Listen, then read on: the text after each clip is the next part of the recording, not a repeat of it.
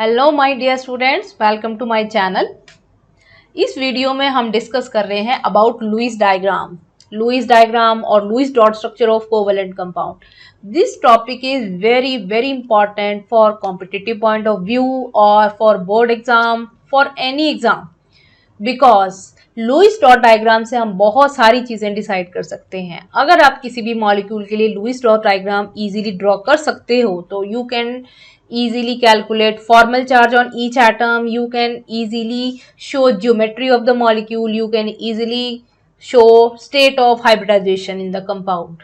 Lewis diagram या Lewis dot structure के ऊपर बहुत सारे फीचर डिपेंडेंट होते हैं, तो इसलिए ये बहुत इंपॉर्टेंट है कि आप किसी भी गिवन मॉलिक्यूल का सही से लुईस डॉट फॉर्म बनाएं।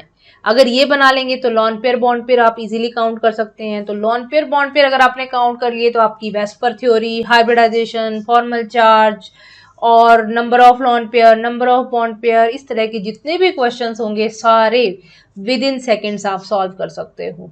तो अब हम कर रहे हैं स्टार्ट कि लुईस डॉट डायग्राम किस तरह से बनाना चाहिए।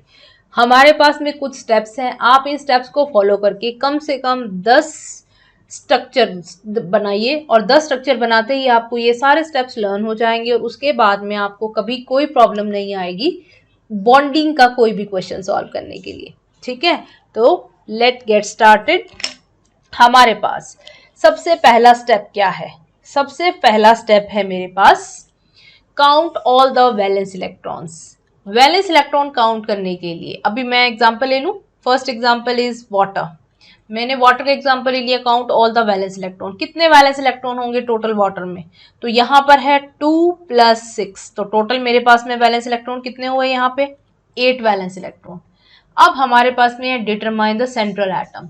सेंट्रल एटम को डिटरमाइन कैसे किया जाएगा? सबसे पहले तो ये है कि अगर हाइड्रोजन प्रेजेंट है, hydrogen is always surrounding, it can not be central atom because hydrogen is monovalent atom और जिसने सिर्फ एक ही बॉन्ड बनाना है, बिकॉज हाइड्रोजन में सिर्फ एक ही शेल प्रेजेंट होता है, इसलिए ये कभी भी सेंट्रल नहीं होगा। It is always counted as surrounding atom. Otherwise जो लो इलेक्ट्रोनेगेटिव एटम होगा that is always taken as central atom. High electronegativity वाले हमेशा उसको सराउंड करके रखेंगे। अब यहां से देखिए, अगर मैंने इसमें डिसाइड करना है तो मेरे पास सेंट्रल एटम क्या होगा? ऑक्सीजन, और इसके सराउंडिंग में मैंने ये दोनों शो कर दिए hydrogen. Now my third step, draw single bonds to central atom. मैंने सिंगल बॉन्ड्स बनाने हैं, तो यहां से ये मेरा थर्ड स्टेप हो गया कि मैंने सिंगल बॉन्ड ड्रॉ कर दिया। ठीक है, और थर्ड स्टेप के बाद में मुझे करना है put all the remaining valence electron on atom as lone pair. यहां से भी हाइड्रोजन के बारे में एक खास बात, हाइड्रोजन के पास कभी भी लॉन पेयर नहीं हो सकते। सेम वही कॉन्सेप्ट, बिकॉज हाइड्रोजन के पास में सिर्फ एक ही शेल है और उस शेल की वजह से क्या होगा, उसमें सिर्फ 2 इलेक्ट्रॉन आ सकते हैं और वो दोनों उसको बॉन्ड पेयर की फॉर्म में मिल चुके हैं। यहाँ पे ये देखिए, ये बॉन्ड पेयर की फॉर्म में मिल चुके हैं, तो इसलिए इसके पास में लॉन पेयर होने की पॉसिबिलिटी 0 है। तो अब लॉन पेयर यहाँ पे अगर हमने शो करने हैं तो हम किसके ऊपर शो कर सकते हैं? Only on oxygen. तो यहाँ पे मैंने ये ऑक्सीजन के ऊपर शो कर दिए। मेरे पास में आफ्टर बॉन्डिंग कितने इलेक्ट्रॉन बचे हैं? 4 वैलेंस इलेक्ट्रॉन थे, जिसमें से 4 हुए हैं यूज्ड इन बॉन्डिंग, और रिमेनिंग मेरे पास में कितने पेयर बचेंगे? 4 आर रिमेनिंग, और रिमेनिंग के अगर मैंने पेयर बनाने हो तो मेरे पास में क्या बच जाएंगे? 2 लॉन पेयर। तो मुझे 2 लॉन पेयर शो करने हैं ऑन ऑक्सीजन। तो इस तरह से मैंने ये स्ट्रक्चर बना दिया वाटर के लिए, HOH। This is structure of H2O molecule. Clear है? बहुत इजी है, आप स्टेप्स ध्यान रखेंगे तो आपका कभी प्रॉब्लम नहीं आएगा लुईस डॉट स्ट्रक्चर बनाने के लिए। अब हम कुछ ऐसे मॉलिक्यूल यूज करते हैं जिनमें हमें कभी कभी डबल बॉन्ड की फॉर्मेशन भी करनी पड़ती है। डबल बॉन्ड की फॉर्मेशन के लिए कंपाउंड में ले लेती हूँ SO3। सेम वही हम स्टेप्स फॉलो करते हुए आएंगे। फर्स्ट स्टेप क्या है हमारे पास में? Count the total number of valence electron. 6 + 18, total हमारे पास में आए 24 वैलेंस इलेक्ट्रॉन। अब हमारे पास में है सेंट्रल एटम। अब यहाँ पे देखिए, 1 is sulphur, 2 is oxygen. Oxygen is more electronegative than sulphur, तो हमारे पास में सल्फर क्या रहेगा? सेंट्रल एटम, और ऑक्सीजन क्या रहेगा? उसकी सराउंडिंग में। ये हो गया। Third step, draw single bonds. हमने सिंगल बॉन्ड्स ड्रॉ कर लिए, ये हमारे हो गए सारे single bonds, single single single bond. और उसके बाद में यूज्ड इलेक्ट्रॉन कितने हुए, 3 bonds means 6 used electrons. Remaining कितने बचे हमारे पास में, 18 अनयूज्ड इलेक्ट्रॉन्स। और 18 के अगर हमने पेयर बनाने हैं तो we have 9 lone pair. 9 lone pair है, 9 लॉन पेयर्स को हमने अब कहाँ शो करना है। सल्फर की वैलेंसी सिर्फ 2 होती है और अभी भी वो 3 बॉन्ड्स बना रहा है ऑलरेडी, तो इसके अराउंड हम नहीं शो कर सकते लॉन पेयर। तो यहाँ पे हमारे लॉन पेयर किसके अराउंड बनेंगे, सारे सराउंडिंग ऑक्सीजन एटम के अराउंड। तो ये हमने सारे ऑक्सीजन एटम के अराउंड लॉन पेयर शो कर दिए। ठीक है, अब हमारा लास्ट पॉइंट में आप देखिए क्या दिया गया है, turn lone pair into double bond और triple bonds to give every atom an octet. और duplet in case of hydrogen होता है, इसलिए अभी कोई रोल नहीं है इसका, तो ऑक्टेट कंप्लीट करना है। यहां से देखिए अगर हम इस स्ट्रक्चर में देखते हैं तो इस स्ट्रक्चर के अकॉर्डिंग सभी ऑक्सीजन का ऑक्टेट कंप्लीट है, कोई प्रॉब्लम नहीं है। ऑक्सीजन के पास में 6 इलेक्ट्रॉन है और एक उसने क्या किया हुआ है, अपना बॉन्ड बनाया हुआ है, तो टोटल हो गए 8 इलेक्ट्रॉन। बट यहां पर सल्फर का ऑक्टेट कंप्लीट नहीं है। सल्फर का ऑक्टेट पूरा करने के लिए 2 और इलेक्ट्रॉन की रिक्वायरमेंट है। तो 3 ऑक्सीजन है, तीनों ऑक्सीजन में से किसी भी एक ऑक्सीजन का लॉन पेयर शिफ्ट होगा और लॉन पेयर शिफ्ट होकर किसकी फॉर्म में आ जाएगा, in form of double bond. तो यहाँ पे ये डबल बॉन्ड बन जाएगा। तो ये हमारी रहेगी फाइनल स्ट्रक्चर सल्फर ऑक्सीजन। यहाँ पर तो आप 6 के 6 electrons as it is show कर देंगे, यहाँ पे भी मैंने एज इट इज शो कर दिए, लेकिन यहाँ पे एक डबल बॉन्ड और क्योंकि वो अपना एक पेयर यूज कर चुका है तो रिमेनिंग कितने बचेंगे हमारे पास में, 2। तो this is structure of SO3। तो इस तरह से आपने लुईस डॉट स्ट्रक्चर बना लिया। अब यहीं से मैं अगर आपको कहूं कि मुझे काउंट करके बताइए SO3 में कितने लॉन पेयर कितने बॉन्ड पेयर है, तो कितना इजीली हम कैलकुलेट कर सकते हैं अगर आपको ये स्ट्रक्चर ड्रॉ करना आता है तो। बाकी नेक्स्ट वीडियोस में हम ये भी डिस्कस करेंगे how we can we predict the structure, geometry and hybridization state of molecule by using this Lewis dot structure. बहुत इजी होता है, सिर्फ लुईस डॉट स्ट्रक्चर और simply counting lone pair bond pair हम प्रिडिक्ट कर सकते हैं state of hybridization and geometry of the molecule. वो हम नेक्स्ट वीडियो में डिस्कस करेंगे। इसके लिए आज के लिए इतना ही। See you in next video. Till then, bye. Thanks for watching.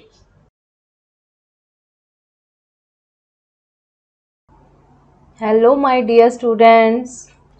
आज का हमारा टॉपिक रहेगा Lewis dot structure of any चार स्पीसीज। चार स्पीसीज के लिए अगर हमें लुईस डॉट स्ट्रक्चर बनाना है तो उसके लिए हमें कौन कौन से स्टेप्स यूज़ करने पड़ेंगे। ये स्टेप्स मैंने यहाँ पे आपको दिए हुए हैं। आप इन्हीं स्टेप्स को यूज़ करके हम बना रहे हैं structure of SO4-2 sulphate ion. Sulphate ion के लिए देखिए स्टार्टिंग में हमारे पास में फर्स्ट पॉइंट में क्या दिया गया है, count all the valence electron. सारे वैलेंस इलेक्ट्रॉन हमने काउंट करने हैं। कितने वैलेंस इलेक्ट्रॉन है टोटल पूरी स्पीसीज में, हमारे पास सल्फर के लिए 6 वैलेंस इलेक्ट्रॉन प्लस ऑक्सीजन के लिए टोटल वैलेंस इलेक्ट्रॉन कितने हो जाएंगे 24 प्लस यहाँ पे -2 चार्ज है। -2 चार्ज मतलब क्या होता है, एडिशन ऑफ 2 इलेक्ट्रॉन्स। तो यहाँ पे हमने क्या करवाना है +2। तो टोटल हमारे पास में बने 32 वैलेंस इलेक्ट्रॉन्स। अब second step, determine the central atom because both are non metallic element. तो हमारे पास में इलेक्ट्रोनेगेटिविटी के ऊपर बेस्ड रहेगा कि हम सेंट्रल एटम किसको चूज करते हैं। तो सेंट्रल एटम हमारा क्या हो गया सल्फर, और उसके सराउंडिंग में हमने क्या बनाने हैं सारे ऑक्सीजन। तो टोटल हमारे पास में 4 ऑक्सीजन एटम है, तो हमने 4 ऑक्सीजन एटम इसके अराउंड शो कर दिए। अब इसके बाद में third point, draw single bond to central atom. हमने सिंगल बॉन्ड ड्रॉ करना है सल्फर और ऑक्सीजन के बीच में। ये हमने सारे सिंगल बॉन्ड्स ड्रॉ कर दिए। अब हमें पता है कि 1 सिंगल बॉन्ड मीन्स 2 इलेक्ट्रॉन। तो अब आप देखिए टोटल यूज इलेक्ट्रॉन कितने हो चुके हैं। टोटल यूज इलेक्ट्रॉन यहाँ पर हो चुके हैं 8। तो हमारे पास में रिमेनिंग इलेक्ट्रॉन्स कितने होंगे, रिमेनिंग इलेक्ट्रॉन्स हमारे पास में हैं अभी 32 - 8 और यहाँ से ये मैंने ले लिए 24 इलेक्ट्रॉन्स। इतने मेरे पास अभी बचे हुए हैं। तो इनको हम क्या करेंगे लॉन पेयर की फॉर्म में शो करेंगे। Put all remaining valence electron on atom as lone pair. तो लॉन पेयर की फॉर्म में हम इन्हें शो करते हैं। तो ये देखिए हर एक ऑक्सीजन के अराउंड मैंने 3-3 पेयर दिखाने हैं, 1 2 3 4 5 6 7 8, ये हमारे पास में बन गए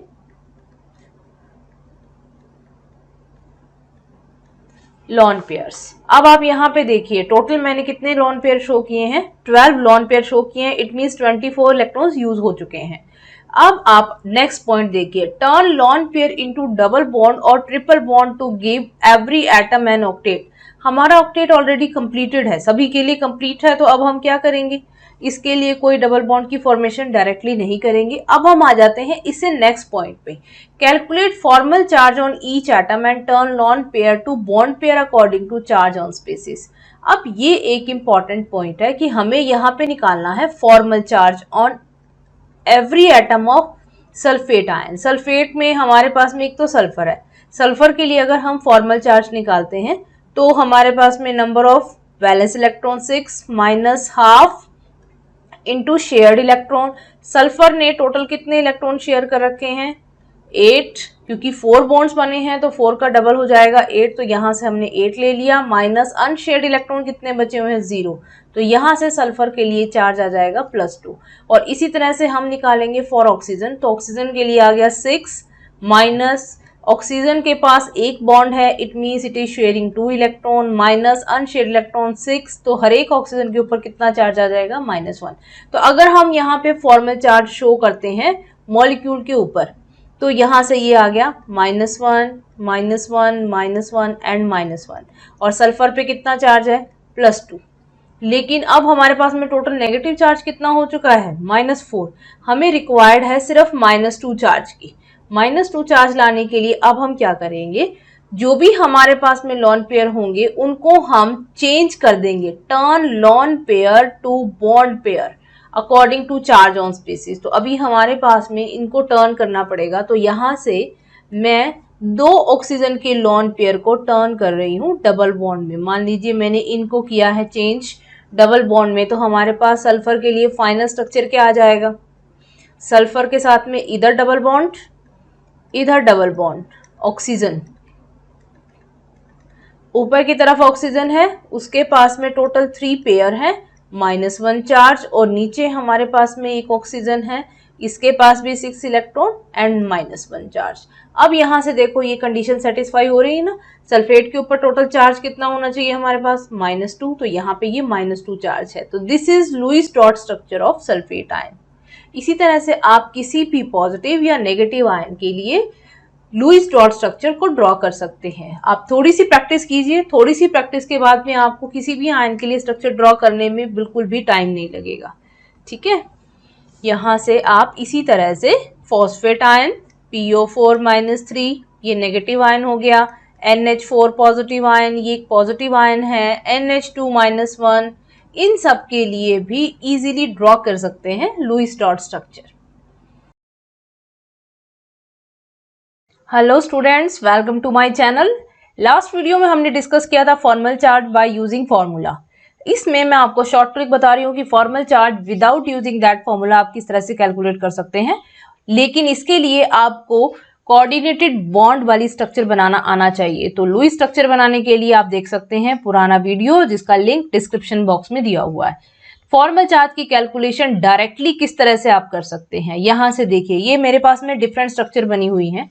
सबसे पहली स्ट्रक्चर है, it is of H2SO4 sulphuric acid. Sulphuric acid में 2 कोऑर्डिनेट बॉन्ड है, 1 coordinate bond means +1 and -1 charge. तो ये हमारे पास में +1 -1 चार्ज इसके लिए हो गया, और +1 -1 चार्ज सेकेंड कोऑर्डिनेट बॉन्ड के लिए हो गया। तो टोटल सल्फर के ऊपर कितना चार्ज आ जाएगा, यहाँ से टोटल सल्फर के ऊपर आ गया +2 चार्ज, -1 इधर आएगा, -1 इधर आएगा। तो यहाँ पर without using that formula you can calculate formal charge. बाकी हमारे पास में नॉर्मल कोवेलेंट बॉन्ड है, तो इस ऑक्सीजन के लिए 0 चार्ज आएगा, इस ऑक्सीजन के लिए 0 चार्ज आएगा, यहां पर कोई भी चार्ज की वैल्यू नहीं आएगी। ठीक है, अब हमारे पास में आती है next structure. This structure is of HNO3।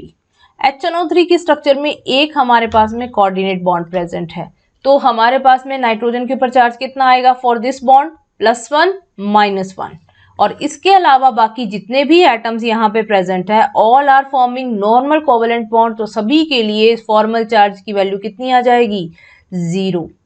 तो हमारे पास में इस पूरी स्ट्रक्चर में सिर्फ +1 -1 चार्ज प्रेजेंट होगा। Next structure is HClO4।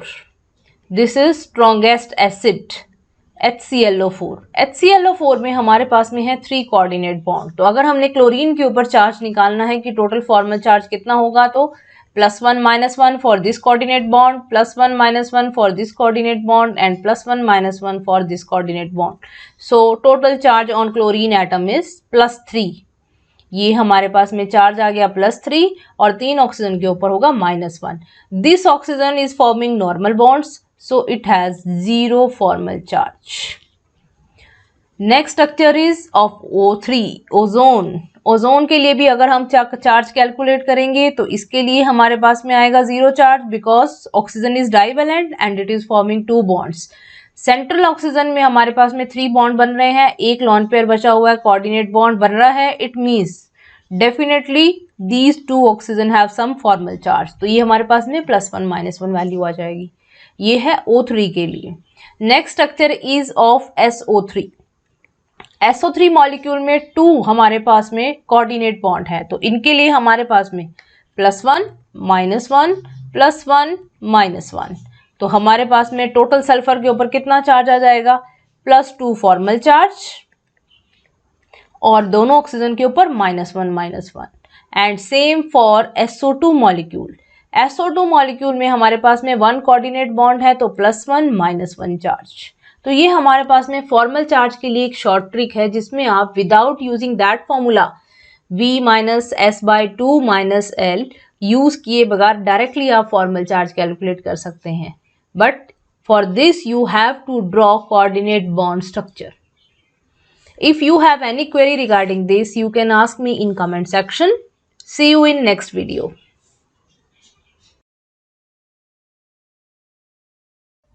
Hello everyone, welcome to my channel. आज के इस वीडियो में हम डिस्कस कर रहे हैं हाइब्रिडाइजेशन ट्रिक। प्रीवियस वीडियो में हमने डिस्कस कर लिया है what is hybridization, important characteristic of hybridization and type of hybridization. इन सब के लिंक नीचे डिस्क्रिप्शन बॉक्स में दिए गए हैं, you can check it out. आज के इस वीडियो में हम हाइब्रिडाइजेशन स्टेट निकालेंगे किसी भी एटम का गिवन स्पीसीज में, चाहे वो स्पीसीज न्यूट्रल हो, पॉजिटिवली चार्ज हो या नेगेटिवली चार्ज हो। आप बिना टाइम वेस्ट किए इस ट्रिक को यूज करके स्टेट ऑफ हाइब्रिडाइजेशन बता सकते हैं। ट्रिक क्या है, देखिए हमारे पास में स्टेट ऑफ हाइब्रिडाइजेशन निकालने के लिए एक नंबर गिवन है, that is called steric number. Steric number क्या होता है, it is sum of bond pair plus lone pair in given species. Bond pair हमारे पास में है सिर्फ सिग्मा बॉन्ड। ये हम इंपॉर्टेंट कैरेक्टरिस्टिक्स में भी बता चुके हैं कि सिग्मा बॉन्ड की फॉर्मेशन सिर्फ हाइब्रिडाइजेशन से होती है, पाई बॉन्ड की नहीं। तो यहाँ पर बॉन्ड पेयर जितने भी इन्वॉल्व होते हैं they should be sigma. Steric number अगर आपके पास में आता है 2 तो हाइब्रिडाइजेशन स्टेट क्या बन जाएगी, sp। अगर आता है 3 तो बन जाएगा sp2, 4 sp3, 5 के लिए हमारे पास में आ जाएगा sp3d, 6 के लिए आ जाएगा sp3d2 एंड 7 के लिए आ जाएगी value sp3d3। Total number of hybrid orbital involved in hybridization is equal to steric number. ये आप यहां से देख सकते हैं, यहां से एक s और एक p इन्वॉल्व हुआ तो टोटल इनका सम कितना हो गया 2। तो यहाँ पर 2 अगर स्टीरिक नंबर आता है तो sp हाइब्रिडाइजेशन। तो इस तरह से हम इस शॉर्ट ट्रिक को यूज करके बहुत इजीली किसी भी एटम के लिए स्टेट ऑफ हाइब्रिडाइजेशन बता सकते हैं। इस ट्रिक को अप्लाई करेंगे अब हम कुछ एग्जांपल्स में। Example number 1 AlCl3। अभी हम सिंपल मॉलिक्यूल का एग्जांपल ले रहे हैं। एल्यूमिनियम में वैलेंस इलेक्ट्रॉन कितने होंगे, वैलेंस इलेक्ट्रॉन 3, यूज इलेक्ट्रॉन कितने हैं फॉर बॉन्डिंग, क्योंकि ये 3 क्लोरीन के साथ में बॉन्ड बनाना है तो यूज भी 3 होंगे। तो इसका मतलब क्या हो जाएंगे, 3 बॉन्ड पेयर बन जाएंगे। और बिकॉज ये सारे सिंगल सिंगल बॉन्ड बन रहे हैं तो ये तीनों के तीनों क्या होंगे, सिग्मा बॉन्ड।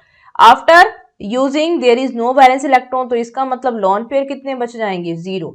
तो यहाँ पर 0 लॉन पेयर। तो इन दोनों का हमने सम करवाना है, इन दोनों का सम कराएंगे तो हमारे पास में स्टीरिक नंबर की वैल्यू कितनी आ गई, 3। तो हाइब्रिडाइजेशन स्टेट कितना बन जाएगा यहाँ पर, sp2। तो ये अब हमें टेबल में फिल करवाते हैं। बॉन्ड पेयर कितने हुए हमारे पास में, 3, लॉन पेयर 0, हाइब्रिडाइजेशन क्या हो रहा है, sp2। बिकॉज ये एक रेगुलर स्ट्रक्चर बनेगा, नो लॉन पेयर, ज्योमेट्री हो जाएगी trigonal planar and also shape, trigonal planar shape रहेगी इसके लिए because of no lone pair. Bond angle की वैल्यू 120 डिग्री। तो इस तरह से हम एल्यूमिनियम क्लोराइड का स्ट्रक्चर बना सकते हैं। एल्यूमिनियम में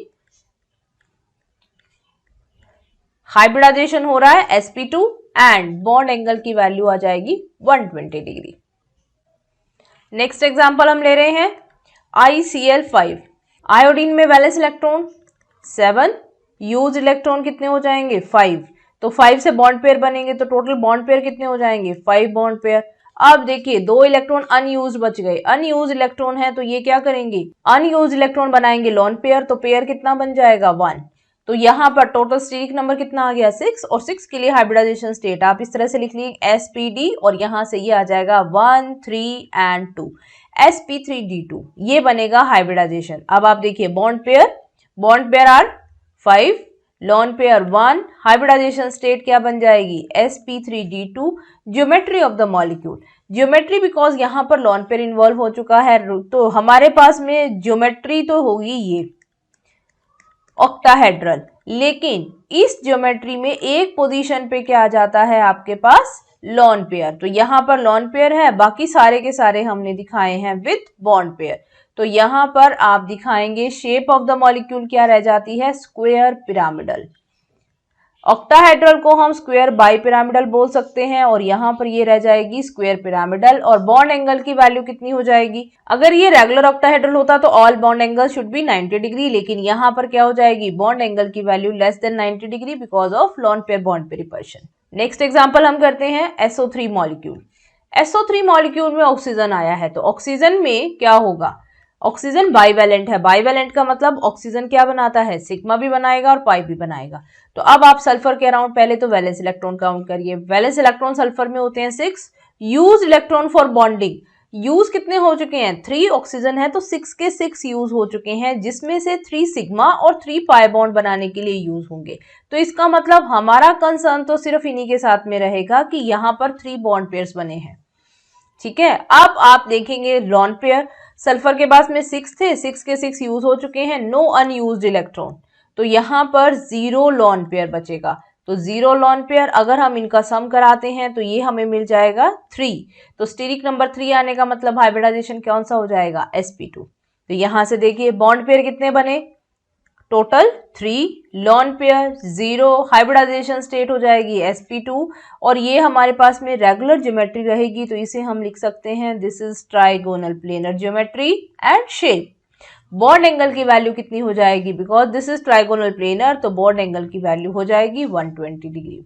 नेक्स्ट एग्जांपल हम ले लेते हैं XeO3। जिनोन में कितने वैलेंस इलेक्ट्रॉन है, जिनोन इज इनर्ट गैस, तो वैलेंस इलेक्ट्रॉन कितने होंगे 8। और अब इसमें आप देखिए यूज इलेक्ट्रॉन कितने हैं, बिकॉज यहाँ पर भी बाईवैलेंट आ गया, तो यूज इलेक्ट्रॉन कितने होंगे 6, जिसमें से 3 बनेंगे सिग्मा, 3 बनेंगे पाई। अनयूज इलेक्ट्रॉन कितने बचे, अनयूज बचे यहाँ पे 2, और इनसे बन जाएगा 1 लॉन पेयर। तो कितनी काउंटिंग हो जाएगी 3 bond pair and 1 lawn pair, तो टोटल हमारा स्टेरिक नंबर कितना आ गया 4। और हाइब्रिडाइजेशन स्टेट क्या बन जाएगी, अब इसके लिए hybridisation state would be sp3। sp3 में अब आप देखिए हम टेबल को फिल करते हैं। बॉन्ड पेयर हमारे पास में हुए 3, लॉन पेयर की value 1, hybridization state is sp3, geometry tetrahedral, ये टेट्राहेड्रली अरेंज हो जाने चाहिए। और उसके बाद में शेप कैसी बच जाएगी, अगर हम एक टेट्राहेड्रल में इसको अरेंज कराते हैं, देखिए दिस इज जिनॉन, यहाँ पर 3 ऑक्सीजन है और यहाँ पर आ जाएगा लॉन पेयर, तो यहाँ पर शेप ऑफ द मॉलिक्यूल बचेगी पिरामिडल एंड बॉन्ड एंगल की वैल्यू कितनी हो जाएगी less than 109.5 degree because of presence of lone pair. Next example positively charge species NH4 positive. अब नाइट्रोजन के अराउंड आपको वैलेंस इलेक्ट्रॉन देखने हैं। वैलेंस इलेक्ट्रॉन नॉर्मली नाइट्रोजन में कितने होते हैं 5, लेकिन एक पॉजिटिव होने की वजह से क्या हो जाएगा, इसमें से एक इलेक्ट्रॉन डिक्रीज हो जाएगा। तो अभी वैलेंस इलेक्ट्रॉन आपने 4 काउंट करने हैं। यूज इलेक्ट्रॉन कितने हैं हाइड्रोजन के साथ में 4 के 4 यूज हो चुके हैं, तो 4 बॉन्ड पेयर, और 4 के 4 क्या होंगे हमारे पास में sigma bond. Unused electron 0, no lone pair, तो यहाँ पर अनयूज हमारे पास में 0 इलेक्ट्रॉन मीन्स 0 लॉन पेयर। तो अब आप ऐड करा लीजिए 4 + 0, तो हमारे पास में टोटल कितना आ गया sum 4, steric number is 4 means hybridization कौन सा हो जाएगा sp3। तो यहाँ से देखते हैं। अब इसके लिए टेबल में फिलिंग कराते हैं। बॉन्ड पेयर की वैल्यू कितनी है 4, लॉन पेयर 0, हाइब्रिडाइजेशन कैसा हो जाएगा sp3, geometry of the molecule because no lone pair it means it is normal tetrahedral molecule. तो जियोमेट्री शेप बिल्कुल सेम रहेगी और बॉन्ड एंगल की value 109.5 degree. Next example ClO4-1 chlorine के लिए निकालना है। क्लोरीन में वैलेंस इलेक्ट्रॉन 7 प्लस 1 काउंट करेंगे तो टोटल कितने हो गए 8। अब यूज इलेक्ट्रॉन कितने होंगे, यूज 8 के 8 हो जाएंगे, जिसमें से 4 बनेंगे सिग्मा, 4 बनेंगे पाई। तो हम इन्हीं को क्या लिख देते हैं 4 बॉन्ड पेयर हो गए हमारे पास में। अनयूज्ड इलेक्ट्रॉन 0, इसका मतलब 0 लॉन पेयर। तो अब इन दोनों का सम करा देते हैं तो ये कितना आ जाएगा हमारे पास में 4, और 4 के लिए हाइब्रिडाइजेशन स्टेट sp3। तो यहां से आप देखिए bond pair are 4, lone pair 0, hybridization state sp3, geometry of the molecule क्या बन जाएगी टेट्राहेड्रल, बिकॉज यहाँ पर कोई लॉन पेयर नहीं है तो टेट्राहेड्रल जियोमेट्री। और बॉन्ड एंगल की वैल्यू कितनी होगी, बॉन्ड एंगल की value 109.5 degree. Next example NH2-1 nitrogen के पास वैलेंस इलेक्ट्रॉन 5, लेकिन एक और ऐड ऑन हो जाएगा because of presence of negative charge. तो यहाँ पर टोटल वैलेंस इलेक्ट्रॉन अभी काउंट होंगे 6। अब इसमें से यूज कितने हुए हैं फॉर बॉन्डिंग ओनली 2, तो 2 बॉन्ड पेयर और दोनों के दोनों सिग्मा रहेंगे बिकॉज हाइड्रोजन के साथ में बॉन्डिंग हो रही है। और अनयूज इलेक्ट्रॉन कितने बचे, अब अनयूज इलेक्ट्रॉन बचे हैं 4, और 4 के पेयर कितने बन जाएंगे 2। तो 2 bond pair plus 2 lone pair, steric number की वैल्यू आ गई 4, तो हाइब्रिडाइजेशन कैसा हो जाएगा sp3। अब आप देखिए 2 bond pair 2 lone pair, hybridization sp3, geometry कैसी होगी इसके लिए टेट्राहेड्रली अरेंज होंगे ये। और शेप ऑफ द मॉलिक्यूल क्या बच जाएगी, देखो टेट्राहेड्रल में हमने इस तरह से अरेंज करवा दिया, this is nitrogen hydrogen hydrogen, और उसके बाद में यहां पर आएंगे 2 लॉन पेयर। तो अब आप यहां से देखिए ये क्या बच गया है मॉलिक्यूल वी शेप्ड और बेंट, ये आ जाएगा मॉलिक्यूल। और बॉन्ड एंगल की वैल्यू कितनी होगी हमारे पास में लेस देन 109.5 डिग्री, बिकॉज यहां पर सबसे पहले तो लॉन पेयर रिपल्शन और उसके बाद में lawn pair bond pair repulsion, तो इसकी वजह से बॉन्ड एंगल की वैल्यू डिक्रीज हो जाएगी। Next example NO3-1 nitrate ion, nitrogen के लिए वैलेंस इलेक्ट्रॉन यहां पर काउंट होंगे 5 + 1 टोटल 6। अब ऑक्सीजन के साथ में बॉन्डिंग हो रही है तो यूज इलेक्ट्रॉन कितने हो जाएंगे, यूज इलेक्ट्रॉन 6 बिकॉज 3 ऑक्सीजन है, 3 ऑक्सीजन में आधे बन जाएंगे पाई और आधे बन जाएंगे सिग्मा। तो ये हमारे पास में आ गए 3 बॉन्ड पेयर। अब नेक्स्ट देखते हैं अनयूज्ड, अनयूज कुछ भी नहीं है 0, तो 0 लॉन पेयर, तो दोनों का सम हो जाएगा 3 और हाइब्रिडाइजेशन स्टेट बन जाएगी sp2। तो यहां से देखते हैं बॉन्ड पेयर कितने हो गए टोटल, बॉन्ड पेयर हो गए 3, lone pair 0, hybridization state sp2, geometry and shape of the molecule रहेगी trigonal planar and bond angle 120 degree. Next example SF4, SF में इसमें सल्फर के पास में valence electron 6, used electrons are 4, unused कितने बच जाएंगे अनयूज्ड 2। तो 4 से हमें बिकॉज फ्लोरीन इज मोनोवेलेंट तो यहां से हमें मिल जाएंगे 4 बॉन्ड पेयर और 2 इलेक्ट्रॉन है तो ये दिखा देगा 1 लॉन पेयर। तो दोनों का सम किसके बराबर आ गया 5, हाइब्रिडाइजेशन हो जाएगा sp3d। अब इसका अरेंजमेंट कैसे होगा ये देखते हैं। sp3d की स्ट्रक्चर कैसी होती है ट्राइगोनल बाइपिरामिडल, तो ये है ज्योमेट्री। और अब हम इसमें देखेंगे कि लॉन पेयर कहाँ पे शो करेंगे। तो इस पूरी स्ट्रक्चर में लॉन पेयर शो होते हैं इक्वेटोरियल पोजीशन पे और बाकी सारी पोजीशन ऑक्यूपाई कौन करेगा, फ्लोरीन ऑक्यूपाई करेगा। तो बॉन्ड पेयर कितना हो गया हमारे पास में 4, lone pair 1, hybridization sp3d, geometry of the molecule trigonal bipyramidal, shape of the molecule seesaw, ये स्पेशल नेम है इस स्ट्रक्चर के लिए सीसॉ। और बॉन्ड एंगल की वैल्यू कितनी होगी, सारे के सारे बॉन्ड एंगल, क्योंकि lawn pair bond pair repulsion हो चुका है तो बॉन्ड एंगल 120 डिग्री से कम होंगे इक्वेटोरियल पोजीशन पे और लेस देन 90 डिग्री होंगे एक्सियल पोजीशन पे। नेक्स्ट एग्जांपल XeOF4, ज़ीनॉन के पास में वैलेंस इलेक्ट्रॉन्स 8, यूज्ड कितने होंगे, यूज होंगे ऑक्सीजन के साथ में with oxygen and with fluorine, दो अलग अलग टाइप के एटम है, एक डाइवेलेंट एक मोनोवेलेंट, तो यूक्सिन के साथ में 2 यूज होंगे और फ्लोरीन के साथ में 4 यूज होंगे। बट जो फ्लोरीन के साथ में यूज हुए वो तो सबके सब as it is sigma bond बनाएंगे, बट ऑक्सीजन के साथ में जो यूज हुआ उसमें से एक पाई और एक सिग्मा बनेगा। तो यहाँ पर टोटल हमारे पास में सिग्मा बॉन्ड 5 है, तो हम काउंट करेंगे इसके अंदर 5 बॉन्ड पेयर्स। और लॉन पेयर कितना बचेगा, यूज इलेक्ट्रॉन देखिए आप, वैलेंस इलेक्ट्रॉन में से 6 इलेक्ट्रॉन यूज हुए हैं, तो अनयूज इलेक्ट्रॉन बचेंगे 2 और उनका पेयर बन जाएगा 1, तो 1 लॉन पेयर। इन दोनों को मिला के अब हम देखते हैं, तो हाइब्रिडाइजेशन, पहले तो टोटल नंबर आ गया 6 और हाइब्रिडाइजेशन स्टेट बन जाएगी sp3d2। तो देखिए bond pairs are 5, lone pair is 1, hybridization state बन जाएगी sp3d2।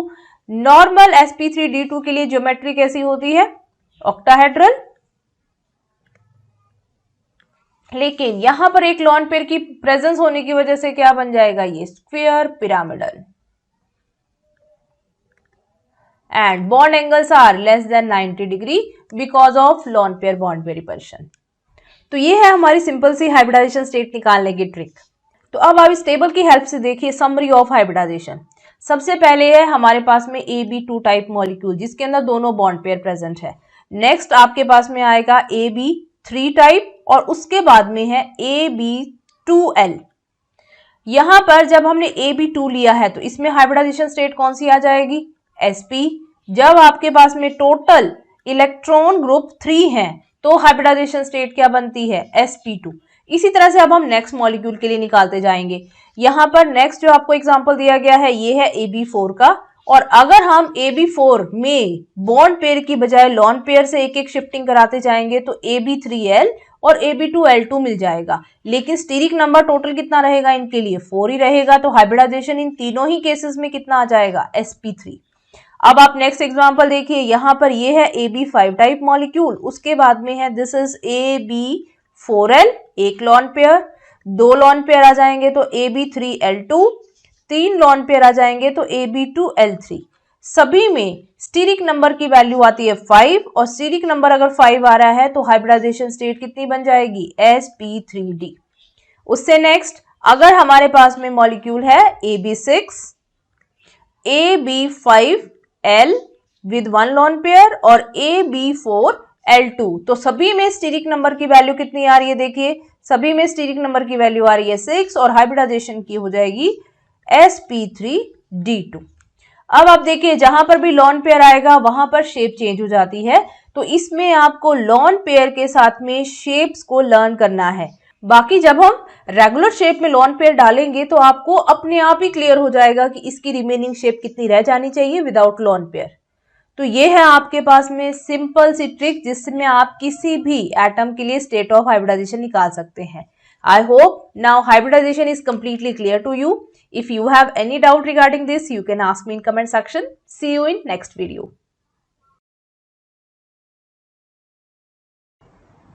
Hello my dear students, welcome to my channel. आज के इस वीडियो में हम डिस्कस करने वाले हैं about bond order. Bond order कैसे निकालेंगे, ये तरीका लाइक आपको पता है कि एक सिंपल कोवेलेंट मॉलिक्यूल है तो उसमें हम इजीली बता सकते हैं कि 2 एटम्स के बीच में कितने बॉन्ड्स होंगे। लेकिन अगर हमारे पास में रेजोनेंस आता है then we have some partial double bond character, तो उसमें कितना आएगा, 1 और 2 के बीच में बहुत सारी वैल्यूज एग्जिस्ट कर सकती हैं, तो कितना बॉन्ड ऑर्डर आएगा ये कैलकुलेट करने के लिए हम ये 2 मेथड्स यूज कर सकते हैं। First method is 1 plus number of pi bond divided by number of sigma bond. अब इसको हम कैसे अप्लाई करते हैं मॉलिक्यूल्स के ऊपर ये आप देखिए।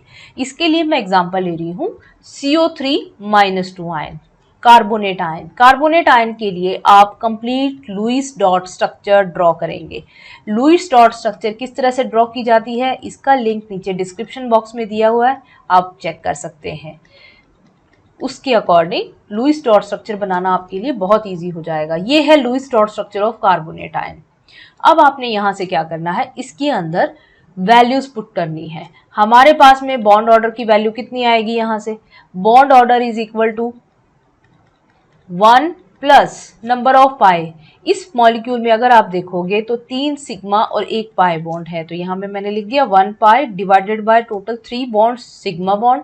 तो अभी हमारे पास में बॉन्ड ऑर्डर की वैल्यू कितनी आ जाएगी, 1 प्लस 0.33 और बॉन्ड ऑर्डर बना 1.33। ये हमने निकाल लिया है कार्बोनेट आयन में।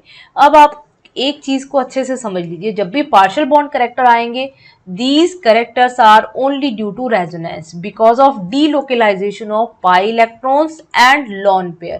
delocalization होगा तभी पार्शियल बॉन्ड कैरेक्टर आएंगे। अगर किसी तरह का कोई delocalization नहीं होता है then we get whole number value like 1 2 3, कोई भी ऐसी वैल्यू मिलेगी।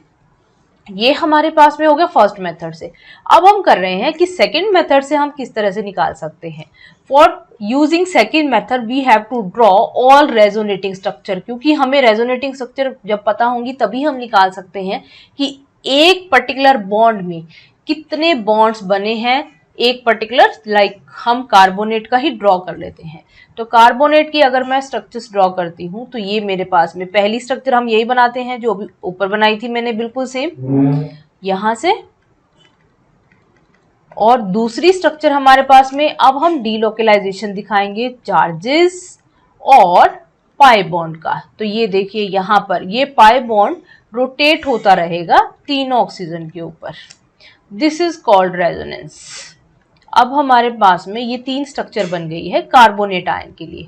अब इसमें हमने सेकंड मेथड यूज करके निकालना है बॉन्ड ऑर्डर की वैल्यू कितनी आएगी। यहां से देखिए अब मैं सेकंड मेथड अप्लाई कर रही हूँ। सेकंड मेथड में बॉन्ड ऑर्डर मुझे निकालना है, तो बॉन्ड ऑर्डर की वैल्यू कितनी आएगी, number of bond between two atom in all resonating structure. तो आप कोई भी एक बॉन्ड ले लीजिए, like I am using this bond CO bond. इस CO बॉन्ड में देखिए कितने टोटल बॉन्ड्स बने हैं, 1 2 3 एंड 4। तो यहां से हमें टोटल बॉन्ड्स मिले 4 एंड डिवाइडेड बाय क्या आएगा, number of all resonating structure. We have 3 resonating structures. तो हम क्या लिखेंगे 4 डिवाइडेड बाय 3। तो बॉन्ड ऑर्डर की वैल्यू कितनी आ जाएगी 1.33। सेकेंड मेथड आपने +1 में भी यूज किया है and first method is very easy, you can also apply that. उसमें हमें रेजोनेटिंग स्ट्रक्चर्स ड्रॉ नहीं करनी पड़ती। This is the simplest trick to calculate bond order. If you have any query regarding this, you can ask me in comment section. See you in next video. Hello students, welcome to my channel. आज का हमारा video रहेगा about bond order.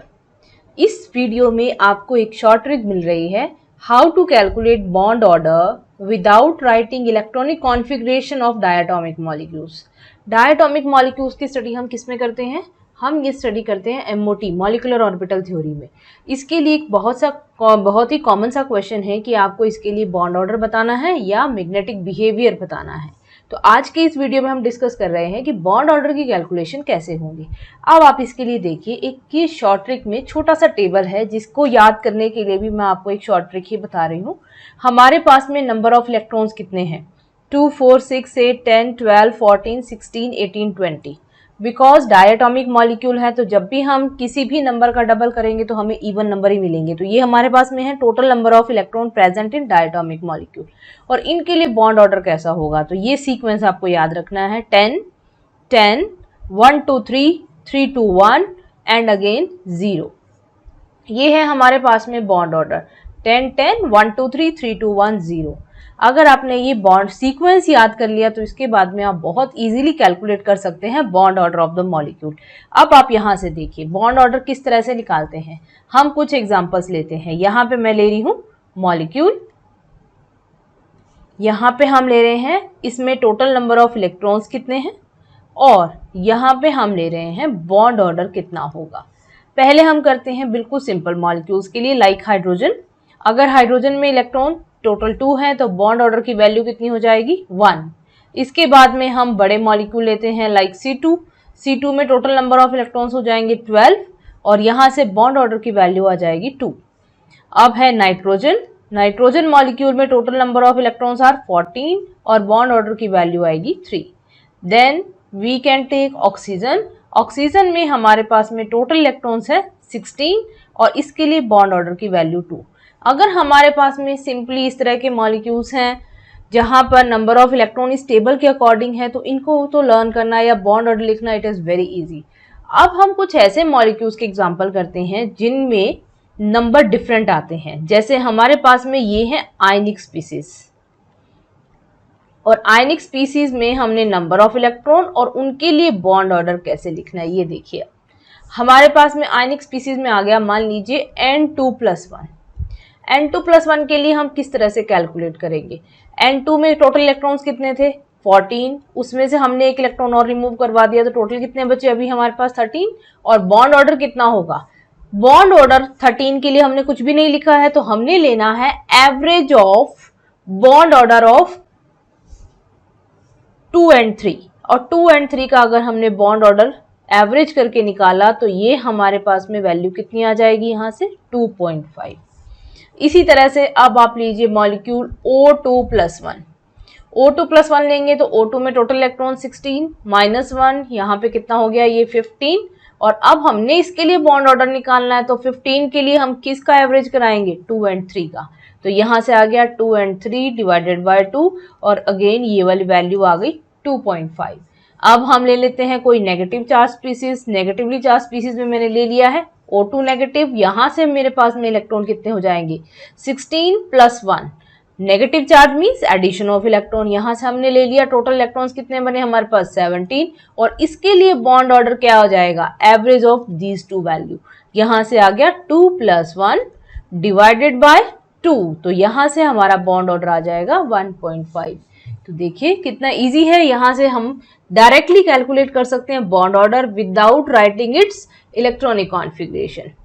ये है हमारे पास में bond order calculate करने के लिए शॉर्ट ट्रिक। इस टॉपिक से रिलेटेड अगर आपकी कोई भी क्वेरी होगी तो you can ask in comment section. अब हमारे पास में आएगा इससे नेक्स्ट वीडियो। नेक्स्ट वीडियो में हम डिस्कस करेंगे about magnetic behaviour of diatomic molecule. Diatomic molecule में जिस तरह से बॉन्ड ऑर्डर की कैलकुलेशन हमने डायरेक्टली कर ली है, वैसे ही मैग्नेटिक बिहेवियर भी हम डायरेक्टली बता सकते हैं। तो ये हम डिस्कस करेंगे नेक्स्ट वीडियो में। सी यू इन नेक्स्ट वीडियो।